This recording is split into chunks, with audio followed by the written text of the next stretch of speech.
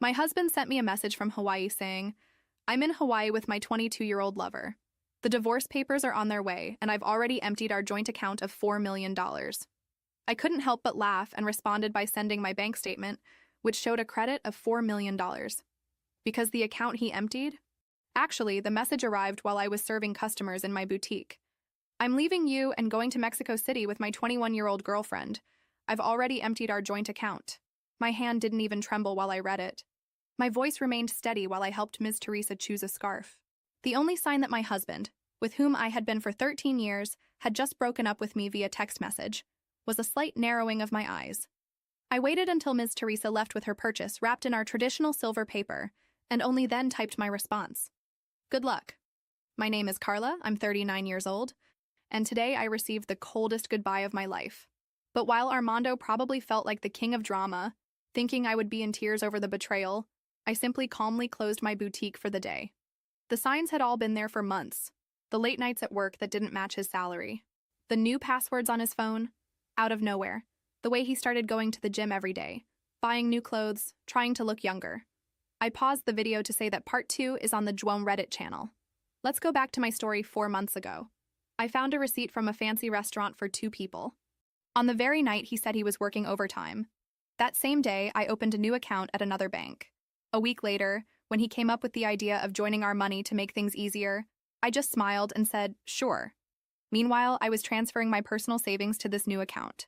The joint account he just emptied had only enough not to raise suspicion. About 3 months of regular deposits. The rest, safely in my account, along with a detailed dossier of each of his suspicious movements over the past year. My cell phone vibrated again. Don't even think about begging. Lauren and I are leaving tomorrow. I'll send someone to pick up my things later. Lauren, the new receptionist, at his office. I met her at the company's end-of-year party. I saw how she laughed at Armando's jokes, how she touched his arm thinking no one was watching. Young enough to be his daughter. She responded. Let him think he won the first round. Another message. From Armando. In Mexico City. Let him enjoy the little show while he can. Another smart decision. Armando was so different back then. Before the midlife crisis transformed him into a walking meme. Today he wears shirts too tight for his already somewhat soft body. He desperately tries to fit in with younger colleagues at work. Using slang that sounds ridiculous coming from a 46-year-old man. The phone kept vibrating. More messages. Each one more arrogant than the last. I've been planning this for months. Lauren understands me like you never could. You'll be fine. Maybe you'll even find someone your own age. I already told my family. They support me. We grew apart. It's really no one's fault. I took screenshots of all the messages and saved them in my evidence folder. I let him keep talking. My lawyer is going to love this material. The confession that he planned everything. That foolish pride in having emptied our account. But it was the last message that really caught my attention. By the way, I used our joint card to pay for our tickets. And the hotel? Consider it my parting gift. Oh, perfect. I called the bank right away. Mrs. Gutierrez speaking. I need to report fraud and cancel a card immediately. Of course, ma'am. Can you tell me which charges? 3 first-class tickets to New York purchased today. A stay at the Royal Palm Hotel. And I also want to remove my husband as an authorized user. Do you have proof of the fraud? Yes. I have text messages from my husband admitting he used our joint card to book a trip with his lover after emptying our account. I can forward them. The attendant maintained a professional tone, but you could hear a hint of satisfaction in her voice when she confirmed the cancellation of the purchases. The next day, Armando and Lauren would arrive at the airport only to discover that the tickets were worthless. The hotel reservation, canceled. My phone vibrated again. Don't worry about the house. Worry. You can stay there until you find a smaller place. I laughed out loud. Did he really think he had any right to my grandmother's house? Had his ego inflated so much that he forgot whose name was on the deed? I know the store means a lot to you. We can reach a fair agreement for your part. My part of my store?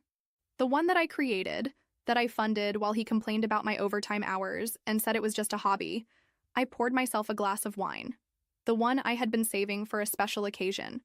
And this certainly counted. Tomorrow, Armando would get a lesson about property laws and separate assets. But tonight, I just wanted to enjoy the silence and start planning my next chapter. The next morning, my phone started popping with angry messages. What the hell did you do with the card? The airline won't let us board. The hotel canceled the reservation. Answer me. I put my phone on silent and went straight to my boutique. I arrived, as always, 15 minutes before opening. I turned on the lights, started the coffee maker, opened the display windows, and took a deep breath. I was calm, serene even, considering that my now ex-husband thought he had left me devastated. It was curious. He really believed I wouldn't see this coming. That I, Carla, with whom he had lived for 13 years, would swallow it all silently. Idiot. As soon as I prepared my coffee, I sent a short message to the person I knew would change the course of this story. Dr. Beatriz Vasconcelos, attorney specializing in property law, cold, practical, surgical. The answer came in 3 minutes. Bring everything. This afternoon. Without fail. I closed the boutique early. I put in my bag the black folder that I had been discreetly feeding for months. Every screenshot, every statement, every suspicious note, every card receipt that didn't match what he said he was doing. I had everything. And most importantly, he had left evidence of his own free will. I arrived at Dr. Beatriz's office with my head held high. She didn't smile, didn't praise my courage. She just took the folder, read in silence, and at the end said, "This here is a massacre." I signed the power of attorney. Why? I handed everything over. And I made it clear. I don't want a settlement. I want justice. And I want him to taste his own poison, drop by drop. 3 days later, Armando was officially notified. Litigious divorce, allegations of infidelity, misuse of common assets, fraud, abandonment of home, all with evidence. He responded as I expected, trying to play the victim. You're overreacting. It wasn't supposed to be like this. Lauren manipulated me. I was confused. We could resolve this peacefully. Resolved? Peacefully? After a message in the middle of my workday saying he emptied the account and went to Hawaii with his mistress? It was at that moment that I understood. The man had no shame, let alone character. 2 weeks later, Armando had his first real surprise. He discovered that the house he said he would let me stay in until I found something smaller was in my grandmother's name. And more, left to me in a will with a clause of intransferability and exclusive use. The second surprise came at the notary's office when he tried to question the boutique. He claimed that he helped, that he packed boxes, that he gave suggestions. Beatriz simply opened the records. Business registration in my name, lease agreement in my name, invoices, bank registrations, accounting, taxes paid, everything, absolutely everything in my name. You are not listed as a partner, sir. There is no contractual or employment relationship. But I helped, he insisted, his voice already faltering. Informal help does not constitute property rights, Mr. Armando, Beatriz replied, as dry as a razor. He lost it. He hit the table, spoke loudly, tried to accuse me of being calculating, that I was destroying his life out of revenge. And for the first time, I looked him in the eyes and responded, "Revenge is sending a message from Hawaii saying you're with a 22-year-old girl after stealing the joint account. What I'm doing is called justice. And the best part? With class." He got up and left, slamming the door. The last image I had was of him outside, in the hallway, yelling on his cell phone, probably trying to convince someone that he was the victim. Turns out, this time, no one was on his side. And me? I was just beginning to return everything he tried to take from me. The most interesting part of well-executed revenge is the desperation that comes afterward. And that's exactly what I watched, from the best seat in the house in the days that followed. Armando couldn't bear the idea of losing control of the narrative. After all, for him, it was always more important to seem right than to be right. So, like the good narcissist that he is, he went to where he feels most powerful, the internet. Suddenly, posts appeared on Facebook with our old photos, captioned with phrases like, 13 years thrown away, and I no longer recognize the woman I married. On Instagram, he opened a new public profile with a bio that said, "Father, man of principles, victim of a broken heart." He just forgot to put a donation link in the bio. He started writing dramatic long posts, claiming to be emotionally betrayed, insinuating that I was cold, manipulative, and that I left him emotionally vulnerable, enough to fall into Lauren's arms, the young soul who gave him attention. He shared all this in city groups. Yes, groups. Those like Local Commerce, Neighbors of Santa Beatriz, even Tips for Women's Fashion and Aesthetics. This last one, an absolute disaster, considering it was administered by one of my most loyal customers. Oh, and she read everything. out loud, in a video. She made a point of saying that she had been shopping at my boutique for 8 years, that she knew my marriage inside and out, and that Armando never was good for anything except getting in the way. The video went viral. Others began to comment.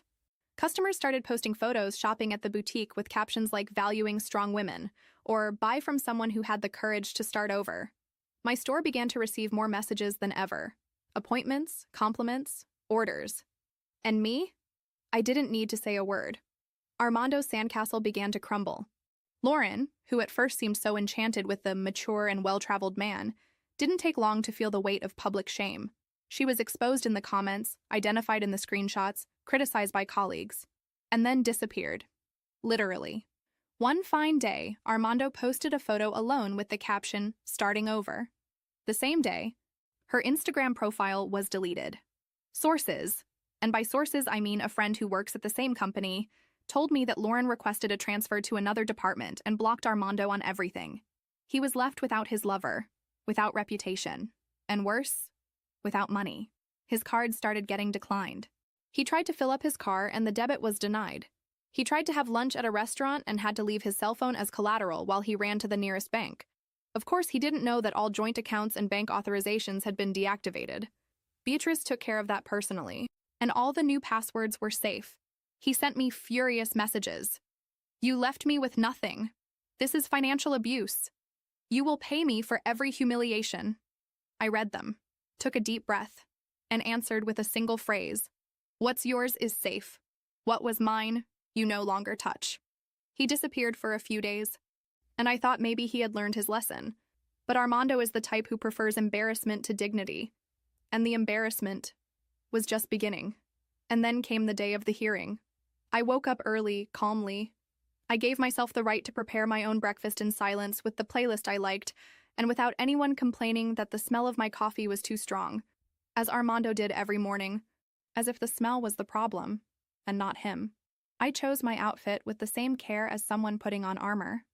A white blazer, a satin blouse underneath, and my grandmother's bracelet, the only thing inherited from her besides the house, and strength. I arrived at the courthouse 15 minutes early, accompanied by Dr. Beatrice, who carried the folder of documents like someone holding the sword of justice. My posture was calm, my expression firm. No heavy makeup, nothing flashy. Just the image of a woman who knew very well who she was, and who had nothing to hide. On the other side of the hallway, there he was, Armando, in a poorly fitted dark suit, deep circles under his eyes, and a lost look. He was thinner, more worn out, more ridiculous. He had that defeated air of someone who realized too late that he lost a war that he himself declared. He tried to stare at me. I smiled politely and nodded with a slight wave. He lowered his eyes. The hearing room was full. Some of my friends made a point of being present. 2 former clients who had also gone through similar divorces came as character witnesses. And of course, he brought 2 bar friends, as if that had any legal weight. The judge was a mature man with a tired and objective expression. He wasn't there for a show, nor for drama, and I was exactly prepared for that. Armando started speaking. He played the victim, cried, forced, said I was cold, that the marriage was already dead, that I emotionally ignored him, and that he had fallen into temptation out of neediness. A pathetic, empty narrative, just like the ones he posted on social media. But what he didn't expect was that each allegation would be dismantled, item by item, with evidence. When Beatrice opened the folder and began to show the screenshots, statements, receipts, bank records, and the messages where he admitted planning everything with his mistress, the room fell into absolute silence. We showed that the joint account had been deliberately emptied. We showed that he used the card after abandonment, that he tried to simulate good faith after already setting up the scam. And the judge interrupted his defense with a comment that I still cherish today. "Mr. Armando, you were not a victim of emotional coldness. You were the perpetrator of a clear plan of betrayal, fraud, and attempted patrimonial subversion, and that has consequences." When the sentence was read, my shoulders relaxed for the first time in months. Divorce granted with fault attributed to him. No rights to the house, no rights to the store, compensation for moral damages and misuse of assets, compensatory alimony for the duration of the marriage, court costs, On him. I left the room with my head held high. Outside, people applauded me, literally. My friends, clients, some women I didn't even know, but who knew the story, gathered in the hallway and applauded as if I had won a collective battle. And in a way, I had. Armando came out a few minutes later, alone, with short steps, eyes on the ground. The local press wasn't there, but I swear, if someone had taken a picture, it would have been the cover with the headline, "Here lies the pride of a coward." I got into Dr. Beatrice's car and let out such a deep sigh that even she smiled. "Is it over?" I asked. She shrugged, professional as always. "Legally, yes, but the humiliation, that's just beginning for him. And me? I was officially free." Over time, my life sorted itself out in a way that I wouldn't have imagined even in my best days. The boutique grew. I partnered with local designers. We launched our own line of accessories. I was invited to give a lecture on female entrepreneurship at a university. All this while the word Armando was, little by little, losing any weight in my memory. Until that day at the mall. I had gone to buy a birthday present for my neighbor's daughter. I walked into one of those small men's clothing stores, barely looking at the name, and came face to face with him. Armando. Behind the counter, with a badge hanging on his chest, a poorly ironed dress shirt, and a look so dim that it took him a few seconds to recognize me. When he did, he froze. For a moment, I thought he was going to pretend he didn't see me. But Armando never knew how to lose with dignity. So he smiled awkwardly and said, "Carla." I looked at him like someone looking at a shadow from the past. "Armando, what a surprise." I replied in a neutral tone, almost sympathetic. "Almost." "You look good," he said, as if asking permission to continue. "I'm great. And you? Working here?" He nodded, clearly embarrassed. "Yeah, I'm trying to start over. Things haven't been easy after everything."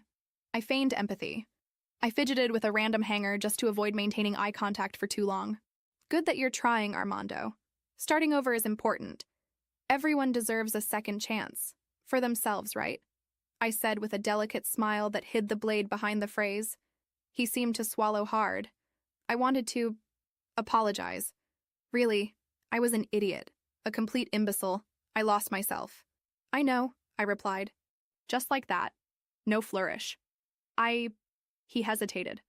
"I don't expect anything, but if someday you want to talk, have a coffee." I gave a short laugh, without sarcasm, just tiredness. "Armando, you still think we're a misplaced comma that can be edited, but we were a closed chapter, and a shameful chapter. By the way," he remained silent. The store was empty. The air conditioner made an uncomfortable buzz. For a moment, I even felt sorry for him. But it was fleeting, because when you survive an emotional earthquake, the last thing you feel when seeing the epicenter is nostalgia. "I forgive you," I said. Looking into his eyes. "Really? Because holding a grudge would be continuing to carry you, but forget? No.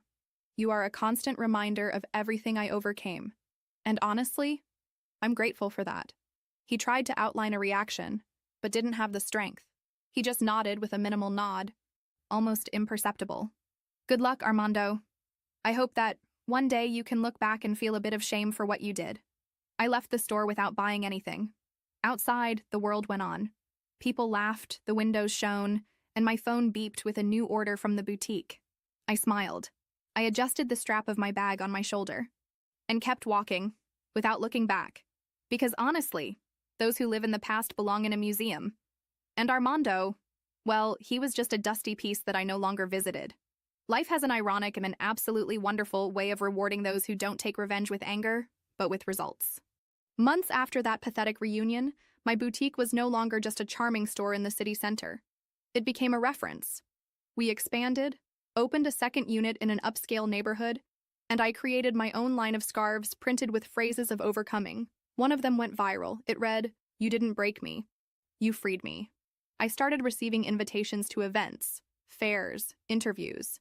Women from various cities wanted to hear my story, and I told it, without naming names, how I started from scratch after financial and emotional betrayal, how I transformed pain into profit, anger into strategy, humiliation into strength.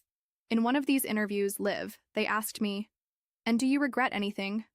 I smiled, took a deep breath, only not believing in myself sooner. The audience applauded. The video hit more than 2 million views in a few days. I was called to lecture on female financial independence at universities, cultural centers, TV shows.